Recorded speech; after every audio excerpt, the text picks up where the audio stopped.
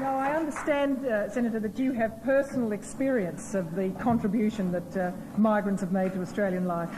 Well, Geraldine, like you, I was born in Australia, but my grandmother, when I was a small child, sponsored Italian migrants to her boarding house, and I spent most of my young life with young Italian migrants. I'm sure some of Frank's friends might have been part of that. And also, my father has a small manufacturing business, manufacturing artist paints and poster paints. And the overseas-born people working in his business make an enormous contribution. There are lots of individual stories, so I'm sure those of us born here have been touched by many migrants, either personally or through our business. So, yes, I've had enormous contact with them. But, of course, we've had 6 million migrants since post-war, and there are 6 million stories, and we've heard 10 of those tremendous stories here this evening. Yeah, I mean, if I asked you how you'd best characterise the contribution that they've made, I mean, what's your particular take on this? Well, I think diversity would have to be the answer, but just watching the awards, a Greek making his mark, making dim sims, has to say something about diversity in Australia.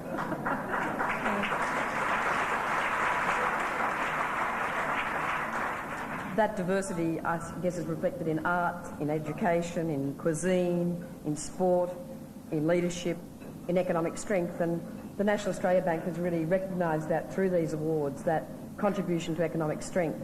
We've seen recently a survey which Minister Ruddock, the Minister for Immigration and Multicultural Affairs, commissioned 1,500 migrants from 40 countries who've come here since the early 1900s. And it was shown that those businesses had an average net worth higher than average Australian businesses, were higher employers and more financially viable.